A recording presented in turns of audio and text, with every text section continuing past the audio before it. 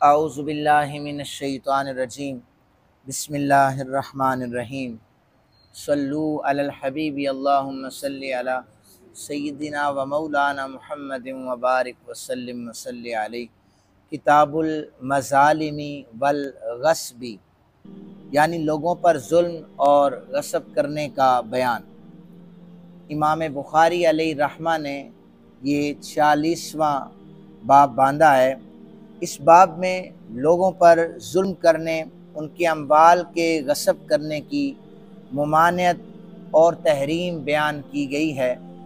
اس عنوان میں لفظ مظالم کا لفظ ہے، اس کا مادہ ظلم ہے، اور ظلم کا معنی ہے حد سے تجاوز کرنا۔ امام بخاری علیہ رحمہ سب سے پہلے قرآن پاک کی آیات لے کے آئے ہیں سورہ ابراہیم کی۔ فرماتے ہیں کہ اللہ عز و جل اپنی لاریب کلام میں ارشاد فرماتے ہیں وَلَا تَحْسَبَنَّ اللَّهَ غَافِلًا عَمَّا يَعْمَلُ الظَّالِمُونَ إِنَّمَا يُؤَخِّرُهُمْ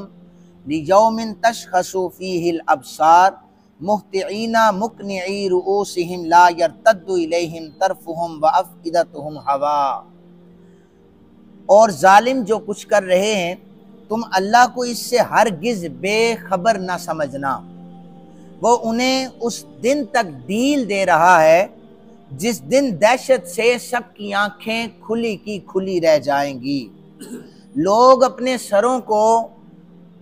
اٹھائے ہوئے بے تحاشا دوڑ رہے ہوں گے، اپنے سروں کو اٹھائے ہوئے اس حال میں کہ ان کی پلک نہ جھپک رہی ہوگی، نہ ان کے دل خوف کی وجہ سے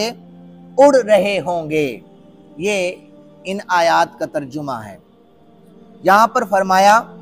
کہ سر اٹھا اٹھا کر دوڑ رہے ہوں گے، یعنی ان کے سر ایسے اونچے ہوں گے، عقلیں جن میں نہیں ہوں گی، وہ خالی سر ہوں گے۔ کیونکہ عقل کا استعمال دنیا میں تھا، انہوں نے کیا نہیں ہے، تو اب آخرت میں وہ خالی سر لے کر دوڑ رہے ہوں گے، آنکھیں کھلی ہوں گی، جھپک نہیں رہی ہوں گی، اس لیے کہ ان کے مظالم اللہ رب ذوالجلال ان کے سامنے رکھ دے گا، جس کی وجہ سے وہ دنیا میں سوچا کرتے تھے کہ ہو سکتا ہے کسی کو خبر نہیں ہے، لیکن پہلی آیت مبارکہ میں فرمایا کہ اللہ تم سے بے خبر نہیں ہے۔ پہلی حدیث مبارکہ امام بخاری لے کے آئے ہیں، نبی اکرم صلی اللہ علیہ وآلہ وسلم، اس حدیث پاک کے راوی حضرت ابو سعید خدری رضی اللہ تعالیٰ عنہ ہیں۔ آپ بیان کرتے ہیں نبی پاک صلی اللہ علیہ وآلہ وسلم نے فرمایا جب مومنوں کو دوزخ سے نجات مل جائے گی تو ان کو جنت اور دوزخ کے درمیان دوبارہ ایک پل پر روک لیا جائے گا، پھر انہوں نے دنیا میں جو ایک دوسرے پر ظلم کیے تھے ان کا بدلہ لیا جائے گا۔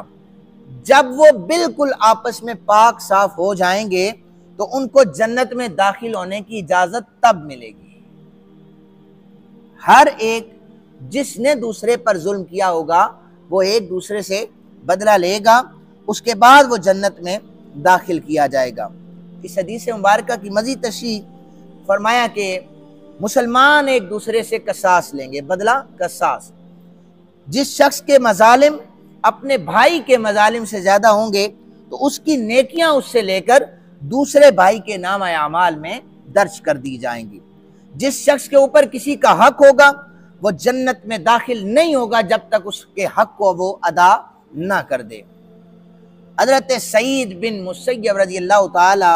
عنہ بیان کرتے ہیں سید عالم صلی اللہ علیہ وآلہ وسلم نے فرمایا جب اللہ عز و جل بندوں کے فیصلے سے فارغ ہوں گے تو جانوروں کی طرف متوجہ ہوگا، حتیٰ کہ جس سینگ والی بکری نے کسی دوسری بکری کو سینگ مارے ہوں گے اس سے بھی اللہ تعالیٰ بدلہ دلوائے گا۔ اگر جانوروں کے لیے بھی ہے تو انسان جو ایک دوسرے پر ظلم کر رہے ہیں ان کا عالم کیا ہوگا۔ سیدنا ابو ہریرہ رضی اللہ تعالیٰ عنہ بیان کرتے ہیں نبی اکرم صلی اللہ علیہ وسلم نے فرمایا میری امت کا وہ شخص مفلس ہوگا، غریب ہوگا۔ مفلس کا مطلب کیا ہے؟ غریب ہوگا، جو قیامت کے دن، بلکہ ایک روایت میں سوال ہوگا مفلس کون ہے، کیا کون ہے، تو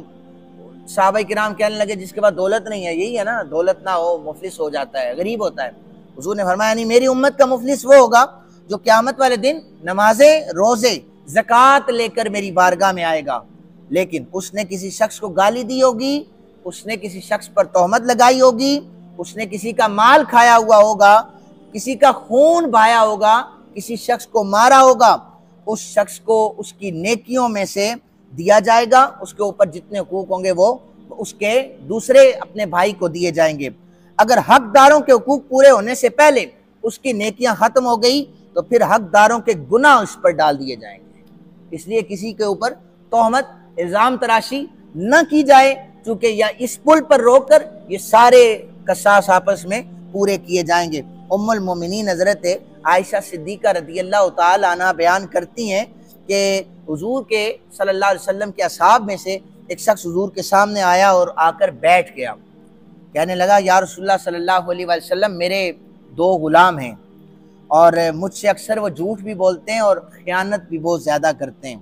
اور میری نافرمانی بھی کرتے ہیں، تو میں انہیں مارتا بھی ہوں، انہیں گالیاں بھی دیتا ہوں، میرا اور ان کا حساب کیسا ہوگا؟ تو نبی اکرم صلی اللہ علیہ وسلم نے فرمایا کہ ان کی خیانت اور ان کی نافرمانی اور ان کے جھوٹ اور تیرا مارنا اور تیری گالیاں دینا سب کا حساب لیا جائے گا۔ پھر یہ ہوگا کہ وہ جتنے خیانت کرتے ہیں اتنا تو نے انہیں سزا دی ہے، پھر تو کام ہو جائے گا برابر، لیکن اگر انہوں نے خیانت کی اور تو نے اتنا نہیں مارا، زیادہ مارا ہے، تو جتنا تو نے مارا ہے وہ تو اتنا رہے گا، جتنا زیادہ مارا ہے اس کا حق ان سے لے کے دیا جائے گا۔ اس لیے ان کا حق ہوگا کہ اس نے ہم پر زیادہ ظلم کیا ہے، لہذا اگر بکری سینگ مارے گی تو بدلہ لیا جائے گا، تو نے اگر اپنے ملازموں پر ظلم زیادہ کیا ہوگا تو اس کی بھی پوچھ گچھ تیرے سے ہوگی۔ اگر تو نے کم مارا ہے، ان کی خیانت زیادہ ہے، تو اس حوالے سے پھر انہیں بھی عذاب ہوگا، چونکہ انہوں نے خیانت زیادہ کی ہے، سزا تو نے کم دی ہے، جو باقی سزا ہوگی وہ اللہ عز و جل انہیں خود عطا فرمائے گا۔ فرمایا کہ ہم قیامت کے دن انصاف کے ترازو رکھیں گے۔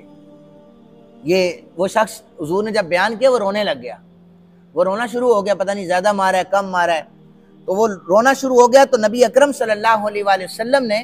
پھر یہ آیت مبارکہ پڑھی کہ ہم قیامت کے دن انصاف کا ترازو قائم کریں گے، کسی شخص پر بالکل ظلم نہیں کیا جائے گا،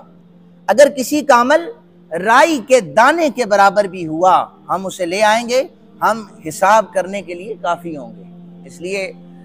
لوگوں کے ساتھ زیادتی اگر کوئی شخص زیادہ کر رہا ہے تو وہ ضرور سوچے کہ کتنی کسی شخص کے ساتھ زیادتی ہو رہی ہے، اس کا حساب قیامت والے دن لیا جائے گا۔ اللہ تعالیٰ سے دعا ہے اللہ تعالیٰ ہم سب کو عمل کی توفیق عطا فرمائے۔ وما علینا الا البلاغ۔